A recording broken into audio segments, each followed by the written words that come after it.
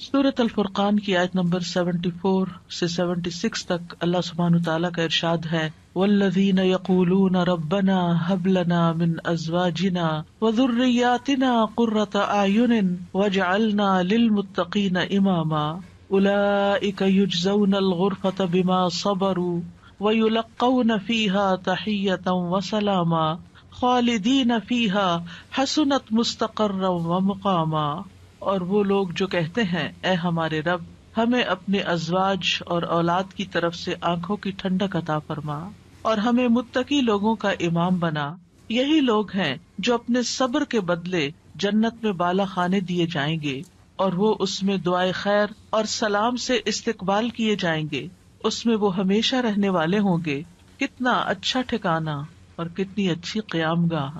اولاد کے لیے دعا مانگنا انبیاء اور اہل ایمان کا شیوا رہا ہے۔ ابراہیم علیہ السلام نے دعا کی تھی، رب ھب لی من الصالحین، اے میرے رب مجھے نیک اولاد عطا فرما۔ اہل ایمان کی دعا اللہ تعالیٰ نے قرآن مجید میں ذکر کی ہے، وَأَصْلِحْ لِي فِي ذُرِّيَّتِي، اور میری خاطر میری اولاد کی اصلاح کر دے۔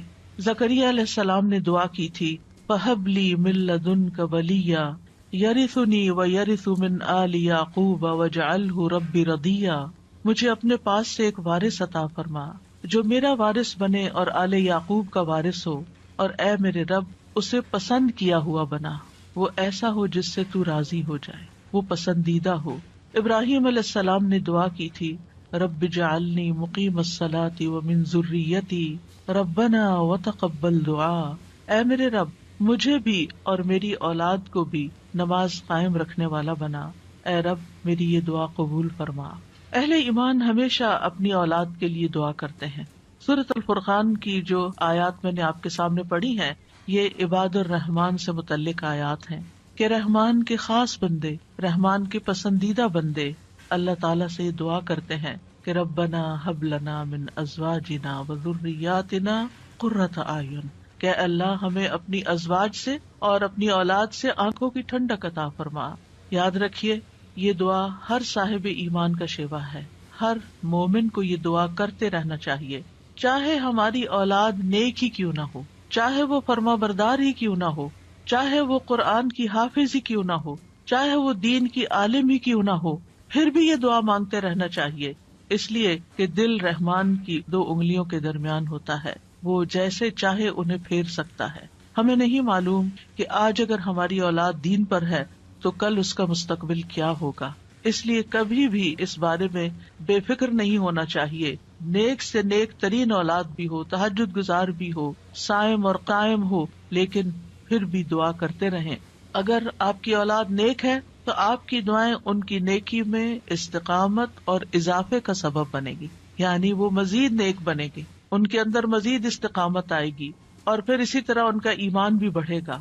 اور اگر وہ نیک نہیں ہے اور اگر وہ آپ کی آنکھوں کی ٹھنڈک نہیں ہے تو اس دعا سے انشاءاللہ وہ آپ کی آنکھوں کی ٹھنڈک بنے گے۔ تو ہم سب کو بھی یہ دعا کرتے رہنا ہے کہ اے اللہ ہماری اولاد کو نیک بنا اور ان کو متقین کا امام بنا، یعنی تقوی والوں کی صحبت میں ہوں اور تقوی والوں میں بھی سب سے آگے ہوں، تقوی والوں کو بھی مزید لیڈ کرنے والے ہوں، ان کی رہنمائی کرنے والے ہوں، اور پھر یہ کہ وہ ہماری آنکھوں کی ٹھنڈک بھی ہوں، یعنی جہاں وہ رب کے پسندیدہ ہوں وہاں وہ ہمارے لیے بھی باعث سکون ہو۔ اس کے ساتھ ساتھ انسان کے لیے لازم ہے کہ وہ اپنی اولاد کی نیک تربیت بھی کرتا رہے، کیونکہ تربیت کی کوشش کرنا جو ہے ایک صبر آزما کام ہے۔ اسی لیے اس آیت کے بعد جو آیت آتی ہے اس میں صبر کرنے والوں کی جزا جنت میں غرفہ بتائی گئی ہے۔ عربوں کے ہاں گھر کے اندر جتنے بھی کمرے ہوتے ہیں ان میں سے سب سے بہترین کمرہ غرفہ کہلاتا ہے، یعنی سب سے اعلیٰ ترین درجہ۔ تو جنت میں بھی جب غرفہ کی بات ہے تو اس سے مطلب کوئی ہائی رائز بلڈنگ نہیں ہے، کیونکہ وہ ایک جگہ پر آتا ہے نا کہ غرفات پر غرفات مبنیہ ہوں گے، تو اس سے مراد یہ ہے کہ جنت کے اعلیٰ ترین مقامات اللہ تعالیٰ ان کو عطا کرے گا جو صبر کے ساتھ تربیت بھی کرتے رہیں گے اور صرف اپنی تربیت اور اپنی کوشش کو کافی نہیں سمجھیں گے بلکہ اللہ تعالیٰ سے دعا بھی کریں گے۔ اور بہت دفعہ ایسا بھی ہوتا ہے کہ ہم تربیت میں پوری کوشش کر لیتے ہیں لیکن اس کا اثر اولاد میں نظر نہیں آتا، اولاد آپ کی ایکسپیکٹیشن پہ پوری نہیں اترتی، آپ جیسے ان کو دیکھنا چاہتے ہیں ویسے وہ نظر نہیں آتے۔ کیا ہم نوح علیہ السلام کی تربیت پہ کوئی شک کریں گے؟ ان کے 4 بیٹے تھے، جن میں سے 3 بہترین بیٹے ثابت ہوئے، لیکن ایک بیٹا اپنے ہی راستے پر چل نکلا۔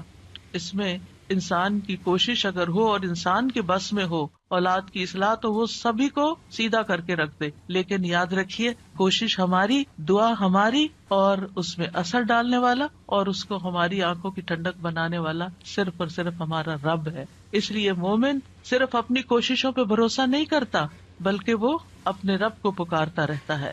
اور پھر عام طور پر یہ ہوتا ہے کہ ہم اس دعا کو اپنی دعاؤں کا حصہ نہیں بناتے۔ ہاں، جب اولاد کی طرف سے کوئی تکلیف پہنچتی ہے، جب وہ ہماری کوئی بات نہیں مانتے یا ہمیں ناراض کرتے ہیں، تو پھر ہمیں خیال آتا ہے کہ ہمیں دعا کرنی چاہیے کہ ان کی اصلاح ہو جائے اور یہ سیدھے ہو جائیں اور ہماری آنکھوں کی ٹھنڈک بن جائے۔ یاد رکھیے یہ صرف اولاد کے بگاڑ کے وقت کی دعا نہیں ہے، بلکہ ہمیشہ یہ دعا کرتے رہنا چاہیے۔ اپنی روزمرہ زندگی کی خاص دعاؤں میں اس دعا کو شامل کر لیں، اپنی نمازوں میں، سجدوں میں، قبولیت کے اوقات میں اپنی اولاد کے لیے دعا کریں، کیونکہ اولاد انسان کی محبوب ترین چیزوں میں سے ہے۔ جن کو اللہ نے اولاد کی نعمت سے نوازا ہے وہ اچھی طرح سمجھ سکتے ہیں کہ ہماری زندگی میں اولاد کا کیا مقام ہے۔ یعنی جب تک انسان والدین نہیں بنتا، ماں باپ نہیں بنتا، وہ اس بات کو سمجھ ہی نہیں سکتا کہ اولاد کیا چیز ہوتی ہے، کیونکہ انسان زندگی میں مختلف چیزوں سے محبت کرتا ہے، مختلف چیزوں کے ساتھ انسان کا لگاؤ ہوتا ہے، مختلف کام یا مختلف چیزیں اس کو پسند آتی ہیں، لیکن جب ایک عورت ماں بنتی ہے، ایک مرد جو ہے وہ باپ بنتا ہے، تو اس کے بعد اس کی زندگی میں جو تبدیلی آتی ہے، اس کے بعد اس کی زندگی کے اندر جو خوبصورتی آتی ہے، اس کے بعد اس کی زندگی کا جو محور اور مرکز بن جاتا ہے، اور اس کی تمام توجہ کا مرکز جو چیز بن جاتی ہے، اور دن رات کی یہ ڈیوٹی 24/7 کی ہوتی ہے۔ یعنی باقی چیزوں سے تو آپ کسی وقت الگ بھی ہو سکتے ہیں، مگر یہ وہ رشتہ ہوتا ہے کہ جس سے آپ پھر مرتے دم تک الگ نہیں ہو سکتے، کیونکہ وہ آپ کے جسم کا ایک حصہ ہوتا ہے، اور اللہ تعالیٰ آپ کے دل میں ہر چیز سے زیادہ ان کے لیے محبت ڈال دیتا ہے، اور ان کی خوشی آپ کو خوش کرتی ہے اور ان کا دکھ آپ کو دکھی کرتا ہے۔ اس لیے انسان کو ہمیشہ اپنی دعاؤں میں یہ خاص دعا کرتے رہنا چاہیے، اور قبولیت کے اوقات میں بھی، کیونکہ اولاد سے ملنے والی آنکھوں کی ٹھنڈک اسی وقت ہوتی ہے جب اولاد سیدھے رستے پر ہوتی ہے، جب اولاد نیک ہوتی ہے، اچھے کام کر رہی ہوتی ہے، تو پھر ہی ماں باپ کی آنکھوں کی ٹھنڈک ہوتی ہے۔ اور اس دعا کے دوسرے حصے میں اپنے لیے دعا ہے کہ اللہ ہمیں متقین کا امام بنا، یعنی اولاد جو ہے ہم اس کے ایک طرح سے امام ہوتے ہیں، جیسے حدیث میں آتا ہے نا، کلکم راعٍ وکلکم مسئول عن رعیتہ، تو ہر ایک ہم میں سے راعی ہے، ہر ایک لیڈر، ہر ایک ذمہ دار ہے۔ تو اللہ تعالیٰ ہمیں ماں باپ کی حیثیت میں ایسا رول ماڈل بنا کہ ہم متقی ہوں اور ہماری اولاد بھی متقی ہو، یعنی ہماری اولاد میں بھی نیکی ہو اور پھر ہم نیکی کے ساتھ آگے ان کی رہنمائی کرنے والے ہوں۔ اور ویسے جنرل سینس میں دیکھیں تو اس میں انسان کو ایک ہائیسٹ مقام حاصل کرنے کی دعا یہاں سکھائی گئی ہے، اور وہ کیا کہ انسان ایسا انسان ہو کہ جسے دیکھ کر لوگ متقی بن جائیں، یعنی دوسرے لفظوں میں یہ کہ نیکیوں میں سبقت کرنے والے ہوں، نیکیوں میں آگے بڑھنے والے ہوں، تاکہ دوسرے لوگ بھی ہمیں دیکھ کر نیک بن جائیں۔ مثلاً اگر ایک مرد اول وقت میں مسجد میں جا کر نماز پڑھتا ہے تو اس کے بچوں پر اس کا کیا امپریشن ہوگا؟ یعنی اگر باپ ذمہ دار ہے تو بچے بھی دیکھ کر کہیں گے کہ ہاں ہمیں بھی یہی کام کرنا ہے، کیونکہ بچے ابتدائی زندگی میں خاص طور پر باپ کو، ماں کو بہت فالو کر رہے ہوتے ہیں۔ پھر اسی طرح اگر آپ کا پڑوسی آپ کو دیکھتا ہے، آپ کے کولیگز آپ کو دیکھتے ہیں کہ آپ کی توجہ سب سے زیادہ کس چیز کی طرف ہے، تو وہ بھی آپ کی دیکھا دیکھی نیکی کے کام میں آگے بڑھتے ہیں، آپ صدقہ کرتے ہیں، اور کوئی آپ کو دیکھ رہا ہے، آپ کا مقصد نہیں دکھانا، لیکن کسی کو نظر آ جاتا ہے تو آپ کو دیکھ کر وہ بھی شروع کر دیتا ہے، تو آپ اس کے کیا بن گئے؟ امام، یعنی آپ لیڈ کر رہے ہیں، آپ آگے ہیں اور وہ آپ کو فالو کر رہے ہیں۔ تو ہمیں یہ دعا کرنی چاہیے اپنے لیے کہ اللہ ہمیں نیکی کے کاموں کا امام بنا، متقین کا امام بنا۔ تو یہاں ہم دیکھتے ہیں کہ یہ عباد الرحمن کی صفات میں سے ایک صفت ہے، اور وہ کہتے ہیں والذین یقولون ربنا ہب لنا۔ ہب کا لفظ جو ہے یہ ہبہ سے ہے، اور ہبہ کہتے ہیں بلا معاوضہ کوئی چیز دینا۔ یا رب ہم نے کچھ کیا نہیں، لیکن تو اپنے پاس سے ہمیں عطا فرما، اپنی خاص رحمت سے ہمیں یہ عطا فرما۔ من ازواجنا، ازواج کا لفظ جو ہے یہ زوج سے ہے، جن اور حیوانات ان سب میں نر اور مادہ پایا جاتا ہے جو ہر ایک دوسرے کا زوج کہلاتا ہے، یعنی عورت کے لیے بھی یہ لفظ استعمال ہوتا ہے اور مرد کے لیے بھی استعمال ہوتا ہے. اگر مرد یہ دعا کریں گے تو اپنی بیویوں کے لیے کریں گے کہ ہماری بیویاں ہمارے لیے آنکھوں کی ٹھنڈک ہوں، اور اگر عورتیں یہ دعا کریں گی تو ان کے ازواج ان کے خاوند ہوں گے کہ ان کو ہمارے لیے آنکھوں کی ٹھنڈک بنا. اور ذریات سے مراد ذریت جو ہے صرف اولاد نہیں ہوتی، اولاد کی اولاد بھی ذریت کہلاتی ہے. کیونکہ آپ نے دیکھا ہوگا کہ جب آپ اپنی اولاد کے لیے دعا کرتے ہیں اور وہ کسی قابل ہوتی، بڑی ہوتی، پھر ان کے بچے پیدا ہوتے ہیں، تو بعض اوقات اپنے بچوں سے زیادہ بچوں کے بچے پیارے ہو جاتے ہیں. اور اگر وہ نیک بنتے ہیں تو ہمیں آنکھوں کی ٹھنڈک نصیب ہوتی ہے، اور اگر بچوں کے بچوں میں کوئی بگاڑ آ جائے تو آپ ایکولی دکھ اور تکلیف میں مبتلا ہو جاتے ہیں. تو اس لیے یہ بہت جامع دعا ہے کہ ہم صرف اپنے لیے نہیں، اپنے بچوں کے لیے نہیں، بلکہ اپنی نسلوں کے لیے دعا کر رہے ہوتے ہیں. تو ربنا ہب لنا من ازواجنا و ذریاتنا، اور ذریات میں قرۃ اعین، آنکھوں کی ٹھنڈک. آپ کو معلوم ہے کہ آنکھیں ٹھنڈی بھی ہوتی ہیں اور گرم بھی ہوتی ہیں. آنکھوں سے جب آنسو بہتے ہیں، خوشی کے آنسو بہیں تو آنکھیں ٹھنڈی ہوتی ہیں، اور اگر غم کے آنسو ہو تو آنکھیں گرم ہو جاتی ہیں. تو آنکھوں کی ٹھنڈک کا مطلب ہے خوشی، مسرت. اور پھر یہ کہ آنکھوں کی ٹھنڈک ہو تو انسان پرسکون رہتا ہے، نیند بھی سکون سے آتی ہے.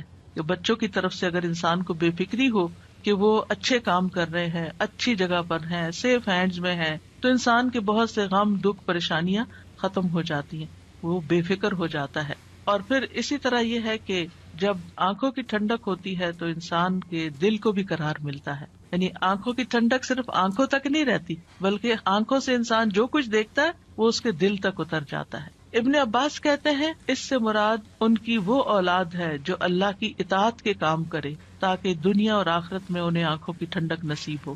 یعنی جو بچے نیک ہوتے ہیں وہ ماں باپ کے لیے ان کی زندگی میں بھی خوشی کا باعث ہوتے ہیں، اور جب ماں باپ فوت ہو جاتے ہیں تو وہ ان کے لیے صدقہ جاریہ بن جاتے ہیں. اور پھر جب قیامت کے دن اٹھیں گے اور اولاد اور والدین کو اللہ سبحانہ تعالیٰ جمع کر دے گا اپنی جنتوں میں، تو یہ وہاں بھی ان کو دیکھ دیکھ کر خوش ہوتے رہیں گے. obviously جو بچے ماں باپ کے ساتھ نہیں جا سکیں گے، جو ماں باپ کا دین چھوڑ گئے یا ان کا راستہ چھوڑ گئے یا نماز روزہ چھوڑ گئے، تو پھر ظاہر ہے کہ وہ بچے چاہے دنیا میں کتنے بھی کامیاب کیوں نہ ہوں، وہ آخرت میں ساتھ نہیں ہوں گے. تو اس لیے جب یہ دعا کرتے ہیں تو اس میں ان کی ہدایت اور صلاح کی دعا بھی آ جاتی ہے. یعنی یہاں اس دعا سے مراد صرف بچوں کا ظاہری حسن اور خوبصورتی اور ان کی دنیا کی کامیابیاں اور دنیا میں ان کا مال و دولت کمانا، یہ بھی ٹھیک ہے، خوشی کی بات ہوتی ہے. بچہ خوبصورت ہو تو ماں باپ کو بہت اچھا لگتا ہے، بچہ اگر کامیاب ہو، کوئی ڈگری کر لے تو ماں باپ کو بہت اچھا لگتا ہے، بچے کو اچھی جاب مل جائے تو ماں باپ بہت خوش ہوتے ہیں. اور جو ماں باپ صرف دنیا کے لیے جیتے اور جن کا مطلب اور مقصد، ایم اور گول صرف دنیا کمانا ہوتا ہے، وہ انہی باتوں پر خوش ہوتے رہتے ہیں. لیکن جو اہل ایمان ہوتے ہیں ان کی خوشی صرف اس چیز میں نہیں ہوتی، ان کی خوشی اولاد کی نیکی میں ہوتی ہے کہ ہماری اولاد نیک ہو. تو جب ہم یہ کہتے ہیں کہ ہمیں آنکھوں کی ٹھنڈک عطا کر، تو اس سے مطلب یہ ہوتا ہے کہ اللہ وہ تیرے اطاعت گزار ہوں، فرما بردار ہوں، خیر اور بھلائی کے کاموں میں آگے جانے والے ہوں، اللہ کی عبادت اچھے طریقے سے کرنے والے ہوں، گناہوں اور حرام کاموں سے بچنے والے ہوں.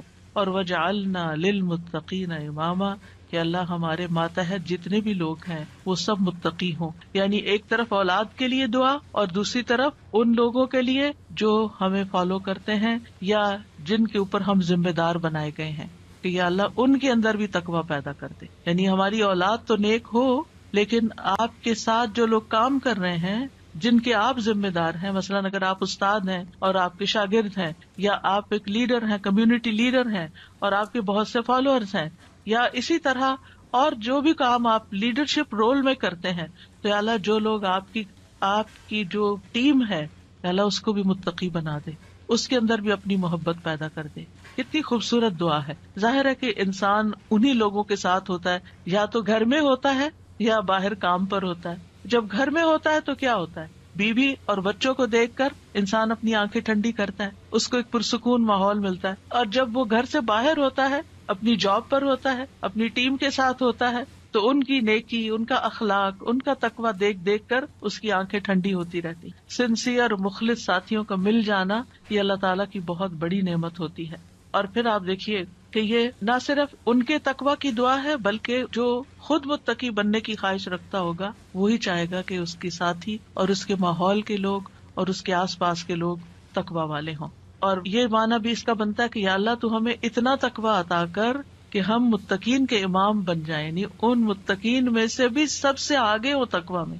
للمتقین اماما، یعنی ہمیں ہدایت کا امام بنا، لوگوں کو ہم سے ہدایت حاصل ہو، گمراہی کا امام نہ بنے.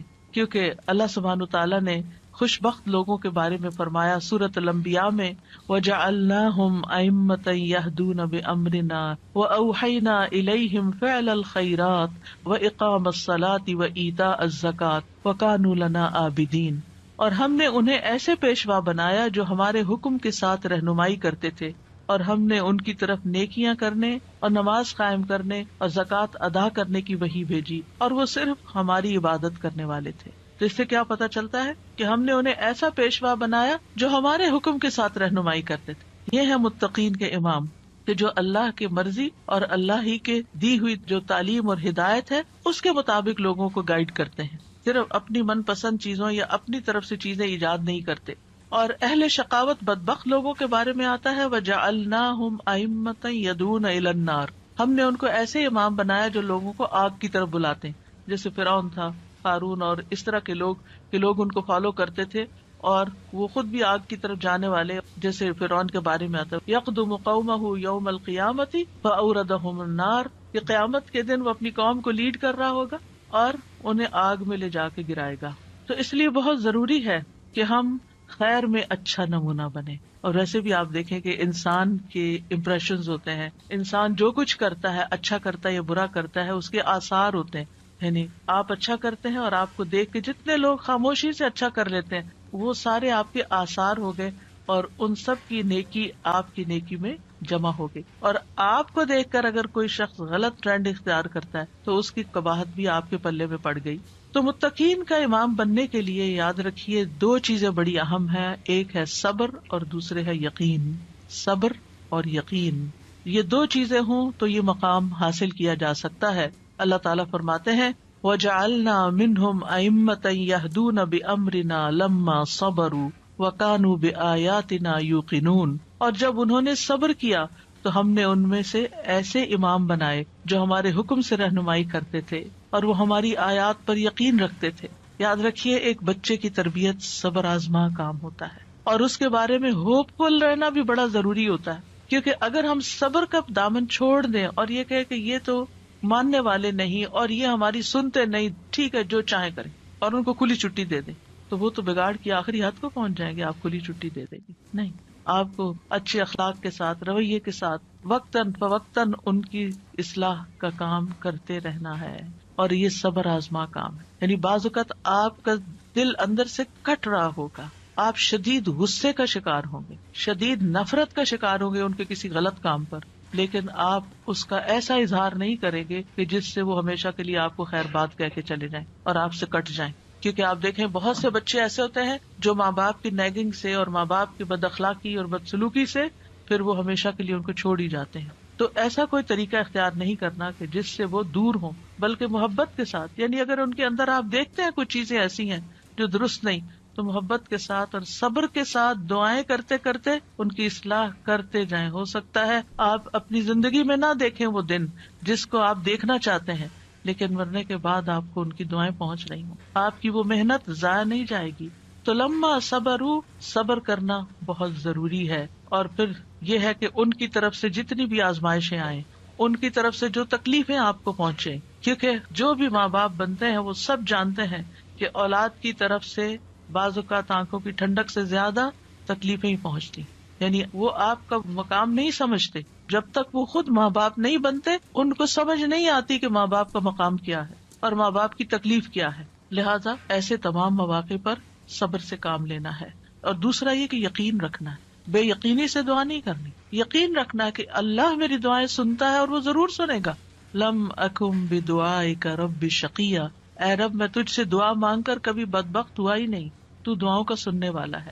ایسی دعا کرنے والوں کا انجام بہت بہترین ہے. اللہ تعالیٰ فرماتے ہیں اولئک یجزون الغرفۃ، ایسے نیک بندے جن کے اندر یہ صفات ہوں جو یہ چاہتے ہوں کہ ان کی اولاد اچھی ہو جائے، ان کے ازواج، ان کی بیوی یا شوہر اچھا ہو جائے، اور پھر صبر کے ساتھ یہ سب کام کریں، تو پھر ان کا انجام بھی بہت اچھا ہے. اور وہ کیا ہے کہ جنت کا اعلیٰ ترین مقام، جیسا کہ سورۃ العنکبوت میں آتا ہے، والذین آمنوا وعملوا الصالحات لنبوئنہم من الجنۃ غرفا تجری من تحتها الانہار خالدین فیہا نعم اجر العاملین الذین صبروا وعلی ربہم یتوکلون. اور جو لوگ ایمان لائے اور انہوں نے نیک کام کیے، ہم انہیں ضرور ہی جنت کے اونچے گھروں میں جگہ دیں گے، یعنی بہترین مقام پر جگہ دیں گے، جن کے نیچے سے نہریں بہتی ہیں. یعنی اوپر جب ہوتا ہے تو نیچے کا سین زیادہ بہتر نظر آتا ہے. ہمیشہ ان میں رہنے والے ہیں. دنیا میں آپ اگر کوئی ایسی جگہ پر، کسی سی سائڈ پر، کسی بہترین سینری اور گرینری کے مقام پر، اونچی کسی ہائیسٹ فلور پر پینٹ ہاؤس خرید بھی لیں، رہ بھی لیں، لیکن آپ کو ہر وقت دھڑکا لگا رہتا ہے کہ پتہ نہیں کب دنیا سے چلے جانا ہے، یا اگر رینٹ پر رہ رہے ہیں تو پتہ نہیں کب یہاں سے نکلنا پڑ جائے. تو آپ پوری طرح انجوائے نہیں کر سکتے. یعنی انسان جتنا بھی چاہے دنیا میں کمپلیٹ انجوائمنٹ ہے ہی نہیں، کیونکہ اس کے ساتھ کئی مسائل اور کئی مشکلات ہوتی ہیں. لیکن آخرت میں بلند ترین مقامات میں فرمایا خالدین فیہا، وہ اس میں ہمیشہ رہیں گے. نکلنے کا، اس کو چھوڑنے کا، اس کے خراب ہونے کا، اس کی مینٹیننس کا کوئی فکر ہی نہیں ہے، صرف انجوائمنٹ ہی ہے. نعم اجر العاملین، لیکن یہ کس کو ملتا ہے؟ جو عمل کرتے ہیں، جو کام کرتے ہیں، جو محنت کرتے ہیں. کتنا اچھا اجر ہے عمل کرنے والوں کا. کون ہے وہ عمل؟ کیا دو عمل بتائے گئے؟ الذین صبروا وعلی ربہم یتوکلون، وہ جو صبر کرتے ہیں اور اپنے رب پر توکل کرتے ہیں، بھروسہ کرتے ہیں. اور اس کے علاوہ حدیث سے بھی اس مقام کو حاصل کرنے کی بات ہمیں پتہ چلتی ہے. نبی صلی اللہ علیہ وسلم نے فرمایا، جنتی لوگ اپنے سے بلند کمرے والے کو، غرفہ والوں کو اپنے اوپر ایسے دیکھیں گے جیسے وہ دنیا میں چمکدار گہرے ستارے کو دیکھیں. اتنے بلند ہوں گے ان کے مقامات. آپ سوچئے، کبھی آپ جب جہاز پر ونڈو سیٹ پر بیٹھے ہوتے ہیں تو آپ جب نیچے دیکھتے ہیں تو بعض اوقات بہت ہی خوبصورت مناظر نظر آتے ہیں. تو آپ سوچئے کہ جس کا گھر وہ ستارے کی جگہ پر ہو، اتنا بلند مقام اس کو مل چکا ہو، تو پھر اس کو کیا کچھ نظر نہیں آئے گا نیچے. فرمایا کہ جس طرح وہ دنیا میں چمکدار گہرے ستارے کو دیکھتے ہیں جو آسمان کے مشرقی یا مغربی کنارے میں بہت دور ہوتا ہے، ان میں سے ایک دوسرے سے افضل ہوگا. لوگوں نے عرض کیا، یا رسول اللہ، یہ تو انبیاء کے محل ہوں گے جنہیں ان کے سوا اور کوئی نہ پا سکے گا. آپ نے فرمایا، نہیں، اس ذات کی قسم جس کے ہاتھ میں میری جان ہے، یہ ان لوگوں کے لیے ہے جو اللہ پر ایمان لائے اور انبیاء کی تصدیق کی. ایک اور روایت میں آتا ہے، بے شک جنت میں ایسے غرف ہیں جنتی ان کے باہر والے حصے کو اندر سے دیکھ سکیں گے اور اندر والے حصے کو باہر سے دیکھ سکیں گے. اللہ نے یہ ایسے شخص کے لیے تیار کیے ہیں جو لوگوں کو کھانا کھلائے اور سلام عام کرے اور رات کو نماز ادا کرے جب لوگ سو رہے ہیں. اور الحمدللہ رمضان ایسا مہینہ ہوتا ہے کہ جس میں آپ یہ تینوں کام کر سکتے ہیں. آپ کی ہرس ہوتی ہے کہ زیادہ سے زیادہ لوگوں کو افطار کرایا جائے، زیادہ سے زیادہ لوگوں تک راشن پہنچایا جائے، یعنی ان کو کھلایا جائے. اور جب آپ مسجد جاتے ہیں تو تراویح بھی ہوتی ہے اور بہت سے لوگ مل جاتے ہیں تو سلام پہ سلام ہو رہا ہوتا ہے. یا دینی مجالس کا زور ہوتا ہے رمضان میں جس میں لوگ کٹھے ہوتے ہیں، تو پھر ایک دوسرے سے ملاقات کر کے سلام کے مواقع آتے ہیں. اور یہ صرف رمضان ہی کے لیے نہیں ہے بلکہ سارا سال انسان ایسے کاموں کی رغبت رکھے، ایسے کاموں سے محبت کرے. اور ان کی جنت میں وہ کیا ہوگا، وَيُلَقَّوْنَ فِيهَا تَحِيَّةً وَسَلَامًا، وہاں ان کو سلام اور دعا دی جائے گی. تحیہ کہتے ہیں زندگی کی دعا دینا، یعنی ان کے استقبال کے لیے ایسے فرشتے موجود ہوں گے جو انہیں سلام بھی کریں گے اور سلامتی کی دعائیں بھی دیں گے. جب کوئی سلامتی کی دعا آپ کو دیتا ہے تو کتنا دل خوش ہوتا ہے. تو وہاں فرشتے ان کو دعائیں دے رہے ہوں گے. اور پھر آپس میں جب ملاقاتیں ہوں گی جنتیوں کی، تب بھی سلام دعا ہو رہی ہوگی. اور یہ سلامتی ان کو کس لیے ملی؟ کیونکہ دنیا میں انہوں نے گناہوں سے سلامت زندگی بسر کی. خالدین فیہا حسنت مستقرا و مقاما، ہمیشہ اس میں رہیں گے. کتنا خوبصورت ٹھکانا، کتنا اچھا مقام. یاد رکھیے، یہ دعا گھروں کی اصلاح کی بنیاد رکھتی ہے.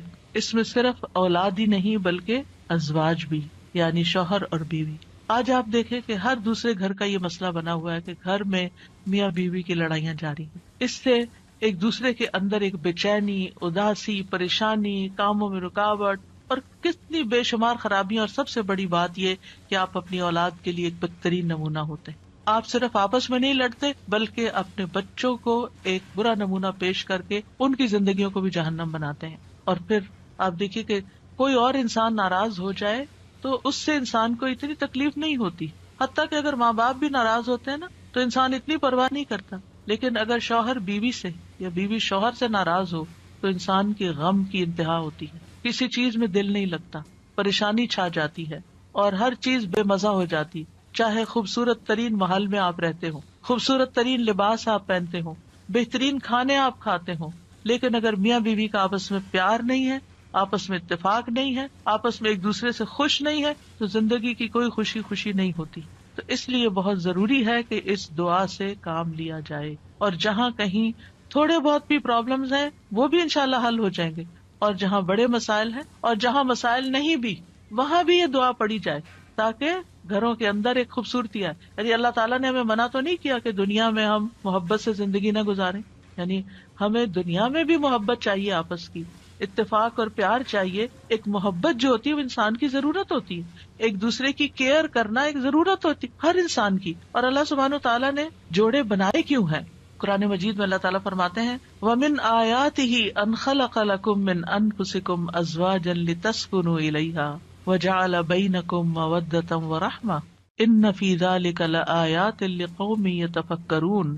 اور اس کی نشانیوں میں سے ایک یہ ہے کہ اس نے تمہاری ہی جنس سے تمہارے جوڑے پیدا کیے یا بیویاں پیدا کی تاکہ تم ان کے پاس سکون حاصل کرو، اور تمہارے درمیان محبت اور رحمت پیدا کر دی۔ غور و فکر کرنے والوں کے لیے اس میں کئی نشانیاں ہیں۔ تو اللہ سبحانہ وتعالیٰ نے شادی کا مقصد کیا رکھا ہے؟ سکون کا حصول۔ اور اگر شادی کے بعد انسان کا پہلا سکون بھی جاتا رہے اور سکون ہی لٹ جائے اور تکلیف اور پریشانی ہر وقت رہے تو اس نے کیا پایا؟ تو شادی کا مقصد ہی فوت ہو گیا۔ ٹھیک ہے، شادی کے اور بھی کئی مقاصد ہو سکتے ہیں، لیکن سب سے بنیادی اور اول مقصد اللہ تعالیٰ نے کیا رکھا ہے اس رشتے کے اندر؟ ایک دوسرے سے سکون، مودت اور رحمت، ایک دوسرے سے محبت بھی کریں اور ایک دوسرے پر رحم بھی کریں، ایک دوسرے کی کیئر کریں، ایک دوسرے کا خیال رکھیں، ایک دوسرے کی ضرورت کو پہچانیں۔ صرف خود غرضی نہ ہو کہ میری مرضی، میرا مقصد، میرا مطلب اور میں جو چاہوں صرف وہ ہو میرے پاس، نہیں، یہ بھی دیکھنا ہوگا کہ دوسرا کیا چاہتا ہے۔ اور جن کپلز کو یہ سمجھ آ جاتی ہے کہ دوسرے کی خواہش کیا ہے اور وہ دوسرے کی خواہش کو پورا کرنے کی کوشش کرتے ہیں تو لازماً دوسرا بھی پھر ان کی خواہش پوری کرتا ہے اور ایک خوشگوار زندگی وجود میں آتی ہے۔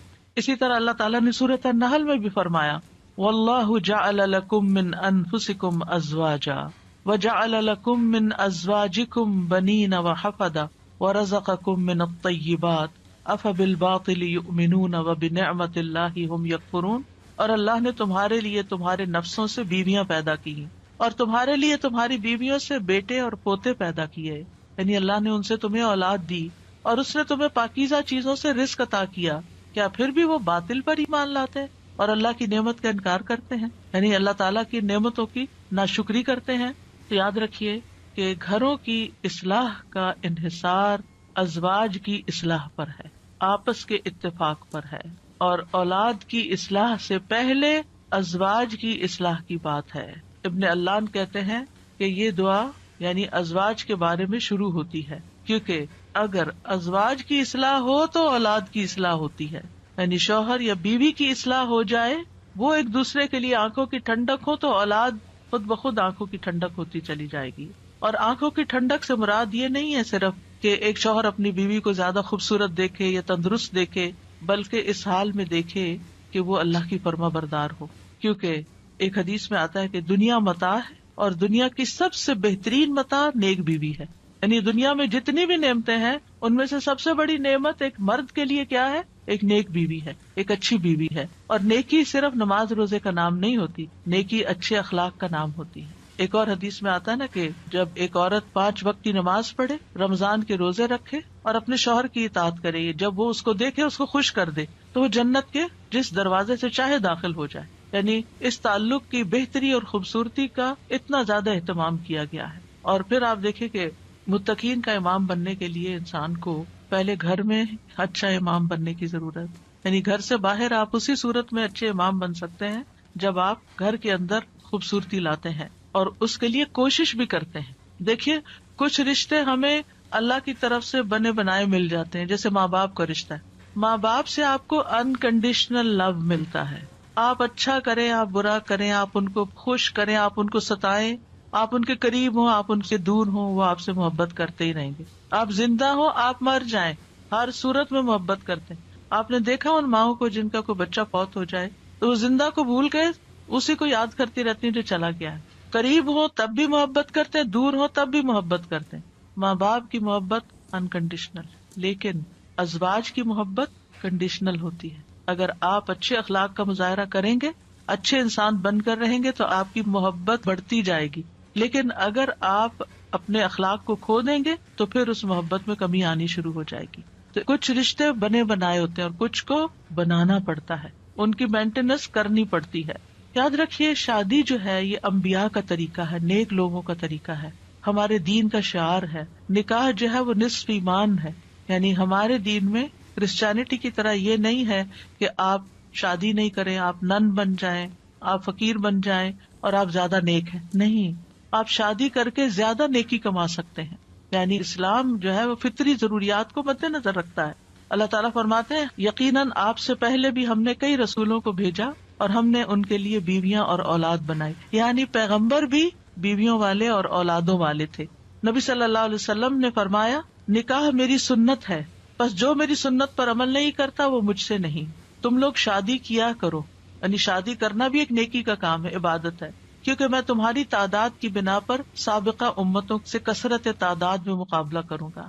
ایک اور روایت سے پتہ چلتا ہے کہ شادی نہ کرنے والا نبی صلی اللہ علیہ وسلم کے طریقے سے منہ موڑنے والا ہے. آپ کو یاد ہوگا کہ وہ 3 صحابہ جو نبی صلی اللہ علیہ وسلم کی ایبسنس میں حضرت عائشہ کے پاس پوچھنے گئے تھے کہ آپ کے اعمال کیا ہیں، تو جب انہوں نے بتایا تو ان کا وہ تو اللہ کے نبی ہیں، تو اس لیے ایک نے کہا میں کبھی گوشت نہیں کھاؤں گا، دوسرے نے کہا میں کبھی رات کو نہیں سوؤں گا، تیسرے نے کہا میں کبھی شادی نہیں کروں گا. تو نبی صلی اللہ علیہ وسلم کو جب یہ باتیں پتہ چلی تو آپ نے اللہ تعالیٰ کی حمد و ثنا کی اور فرمایا ان لوگوں کو کیا ہو گیا ہے جنہوں نے ایسی اور ایسی باتیں کہی ہیں. میں رات میں نوافل بھی پڑھتا ہوں، سوتا بھی ہوں، نفلی روزہ رکھتا ہوں اور چھوڑ بھی دیتا ہوں، نکاح بھی کرتا ہوں، بس جو شخص میرے طریقے سے منہ موڑے گا وہ مجھ سے نہیں.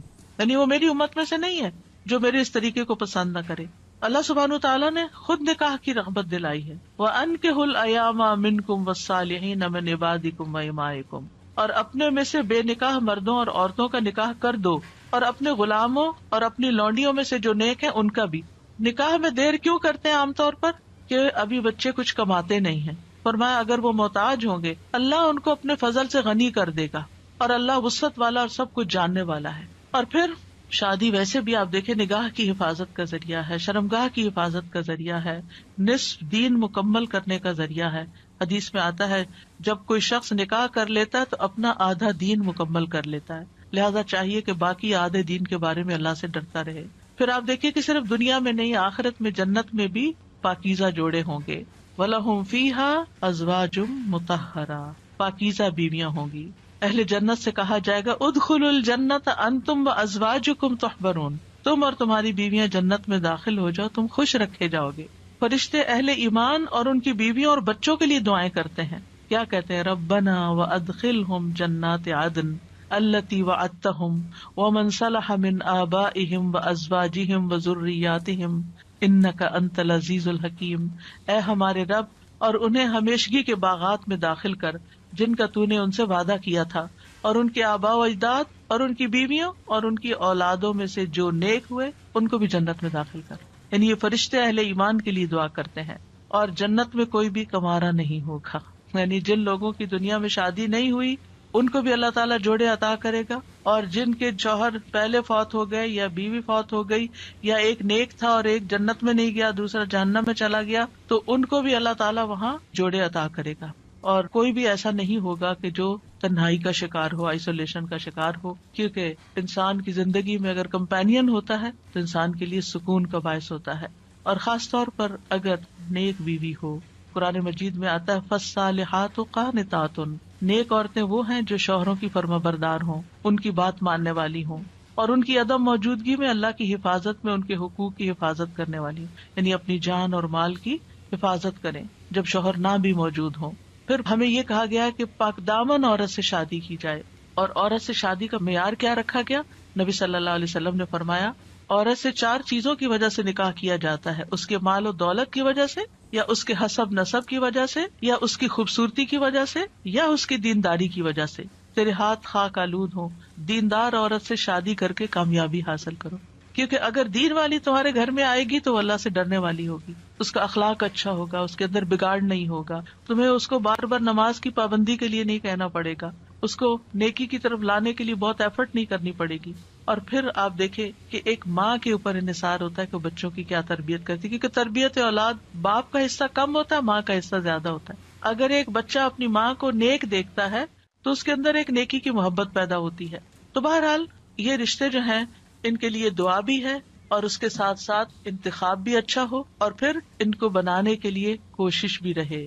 اللہ تعالیٰ مردوں کو حکم دیتے ہیں وَعَاشِرُوهُنَّ بِالْمَعْرُوفِ، عورتوں کے ساتھ بھلے طریقے سے زندگی بسر کرو، یعنی ان کے حقوق ادا کرو، اور ایک دوسرے سے محبت کرنا جو ہے یہ بھی دین کا حصہ ہے۔ عقبہ بن عامر کہتے ہیں میں نے رسول اللہ صلی اللہ علیہ وسلم کو یہ فرماتے ہوئے سنا کہ اسلام میں جائز لہو میں 3 چیزیں آتی ہیں: انسان کا اپنی بیوی کے ساتھ دل لگی میں مصروف ہونا، ہنسی مذاق کرنا، اپنے گھوڑے کی دیکھ بھال کرنا یعنی اس کے ساتھ ٹائم سپینڈ کرنا، اور تیر اندازی کرنا۔ بظاہر دیکھا جائے تو یہ ٹائم ویسٹر بھی ہو سکتے ہیں، لیکن یہ ہمارے دین میں ایک نیکی تصور کیے جاتے ہیں۔ یہ شغل جو ہے یا یہ ہابیز جو ہیں یہ پسندیدہ ہے۔ پھر یہ ہے کہ شوہر اور بیوی کو ایک دوسرے کا حق ادا کرنا ہے، کیونکہ یہ حقوق اللہ نے ایک دوسرے کے ذمے رکھے ہیں اور اللہ تعالیٰ قیامت کے دن پوچھے گا۔ بعض اوقات ایک بیوی یہ کہتی ہے کہ میں شوہر کا حق نہیں دیتی کیونکہ وہ بھی میری فلاں بات نہیں مانتا، یا شوہر یہ کہتا ہے میں بیوی کا حق نہیں دیتا کیونکہ میری وہ فلاں بات نہیں مانتی۔ نہیں، جب تک آپ اس رشتے میں ہیں دونوں کو ایک دوسرے کا حق دیتے رہنا چاہیے۔ اور کیوں دینا چاہیے؟ کہ اللہ کا حکم ہے، اس لیے نہیں کہ شوہر خوش ہوگا یا بیوی خوش ہوگی، اس لیے کہ میرے رب کا حکم ہے، اس لیے مجھے یہ کام کرنا ہے۔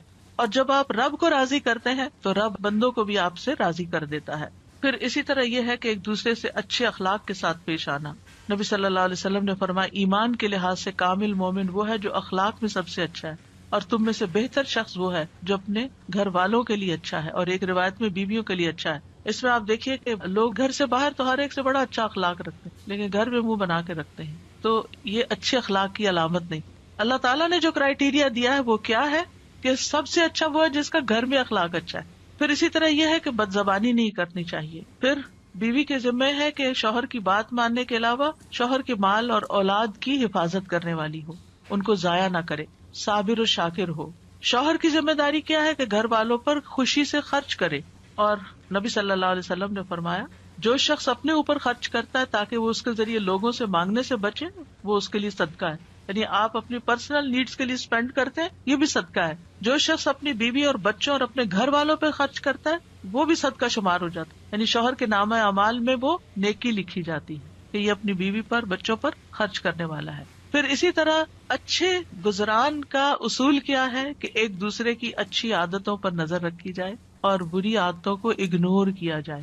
اگر ہم نے یہ ایکویشن بدلی کہ بری عادتوں کو ہر وقت ہائی لائٹ کیا، تم یہ نہیں کرتی، تم یہ نہیں کرتے، تم یہ نہیں کرتی، تم یہ نہیں کرتے، تو پھر زندگی جہنم بن سکتی ہے، کیونکہ ہر وقت اگر انسان اسی میں کڑتا رہے کہ اس شخص میں کیا خرابی ہے، کیا نہیں ہے، کیا کون سی برائی ہے، کون سی غلط عادت ہے، اور اسی پر لڑائی جھگڑا کرتا رہے، تو زندگی میں انجوائمنٹ نہیں رہتی۔ بلکہ اس کے برعکس نبی صلی اللہ علیہ وسلم نے یہ فرمایا کوئی مومن شخص کسی مومن عورت سے بغض نہ رکھے، یعنی بیوی سے نفرت نہیں کرنی چاہیے۔ اگر عورت کی ایک عادت ناپسند ہوگی تو کوئی دوسری عادت پسند ہوگی، تو کیا مطلب ہے کہ ناپسند بات کو چھوڑو، جو پسندیدہ ہے اس پر نظر رکھو۔ پھر اسی طرح یہ ہے کہ نیک اولاد کے لیے بھی کوشش کے علاوہ اور دعائیں بھی ہمیں سکھائی گئی ہیں، جیسے ان کی پیدائش سے پہلے ہی دعا کرنا، ربی هب لی من الصالحین، اے میرے رب مجھے نیک اولاد عطا کر، یعنی ابھی اولاد ہوئی نہیں لیکن پہلے سے ہی دعا مانگنا شروع ہو جائے انسان کہ اللہ مجھے نیک اولاد دینا۔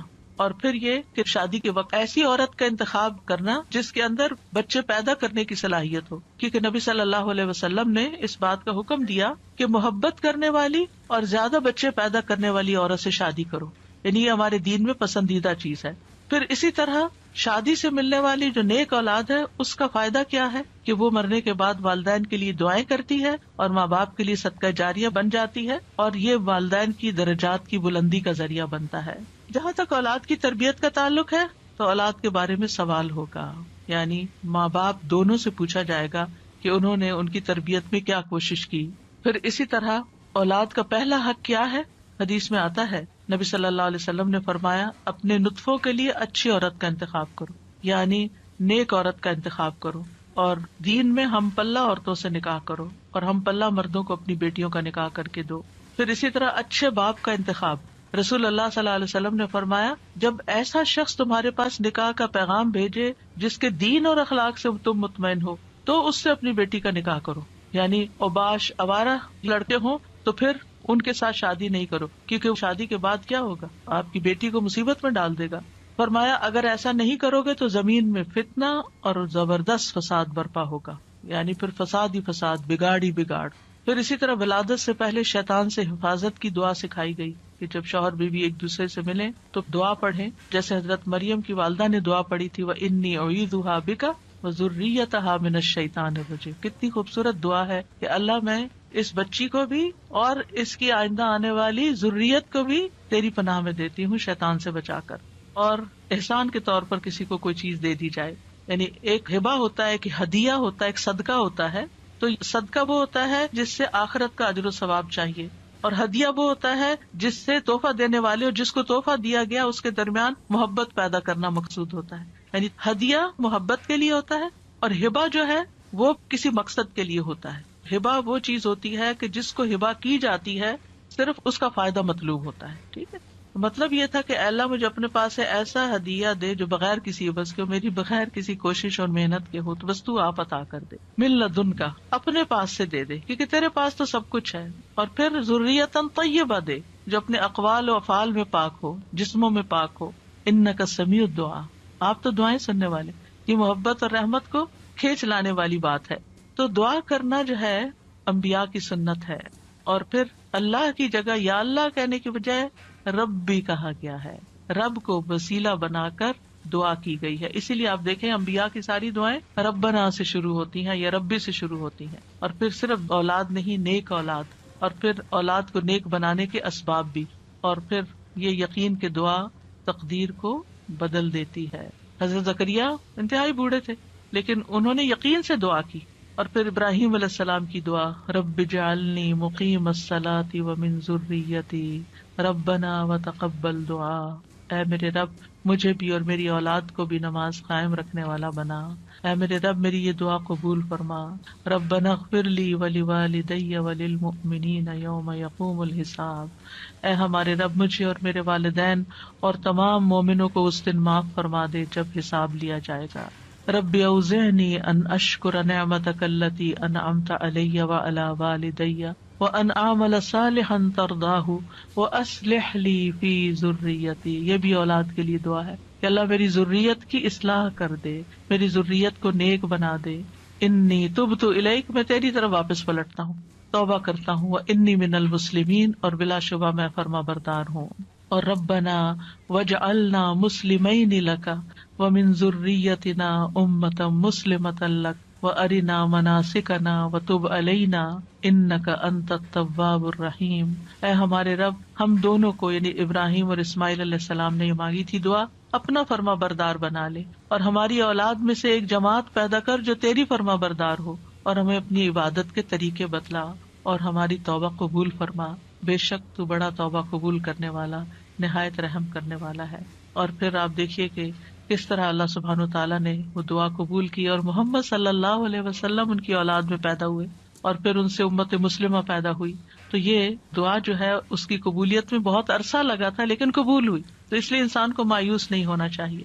اور اسی طرح یہ دعا جو مسنون دعا ہے، اللہم انی اعوذ بک من جار السوء ومن زوج تشیبنی قبل المشیب ومن ولد یکون علی ربا یا ربا ومن مال یکون علی عذابا ومن خلیل ماکر عینہ ترانی وقلبہ یرعانی ان رأى حسنۃ دفنها واذا رأى سیئۃ اذاعها، اے اللہ میں تیری پناہ طلب کرتا ہوں برے پڑوسی سے، برا نیبر نہیں ہو، اور ایسے ساتھی سے، زوج سے، شوہر یا بیوی ایک دوسرے کے لیے، جو مجھے بڑھاپے سے پہلے بوڑھا کر دے، یعنی پریشان کر کر کے، اور ایسی اولاد سے جو مجھ پہ آقا بن بیٹھے، یعنی مجھ پہ اپنا حکم چلائے، ایسے مال سے جو میرے لیے عذاب کا باعث بن جائے، یعنی کئی دفعہ مال انسان کے لیے مصیبت بن جاتا ہے، ایسے چال باز دوست سے جس کی آنکھیں مجھے دیکھ رہی ہوں اور جس کا دل میری نگرانی کرتا ہے، یعنی وہ میرے عیبوں کو ہی دیکھتا رہے اور میرے حالات کا جائزہ لیتا رہے، اور وہ میری ہر نیکی کو دباتا جائے اور برائی کو نشر کرے، کچھ ایسے بھی لوگ ہوتے ہیں نا آپ کے آس پاس کہ جو آپ کو اپنا دوست بتاتے ہیں، یعنی آپ کے لیے اپنی دوستی ظاہر کرتے ہیں، لیکن وہ آپ کی ہر نعمت سے جلتے ہیں اور آپ کی ہر خرابی سے خوش ہوتے ہیں، اور آپ کے اندر کوئی کمی بیشی ہو تو جا کے دوسروں میں نشر کر دیتے ہیں۔ تو یہاں 5 چیزوں کی برائی سے بچنے کی دعا کی گئی ہے: برا پڑوسی، بد اخلاق مرد یا عورت، نافرمان اولاد، عذاب بننے والا مال، اور چال باز دوست۔ تو بہرحال یہ تھا آج کا ہمارا پروگرام، اور آج اتنے اتفاق کی بات ہے، یہ ہمارا 7واں پروگرام تھا، اور آج 7 اپریل ہے، اور آج ہی میری شادی ہوئی تھی، تو بغیر کسی پلاننگ کے یہ ساری چیزیں اتفاق سے جمع ہو گئی، الحمدللہ۔ وآخر دعوانا ان الحمد للہ رب العالمین۔ سبحانک اللہم وبحمدک، اشہد ان لا الہ الا انت، استغفرک واتوب الیک۔ السلام علیکم ورحمۃ اللہ وبرکاتہ۔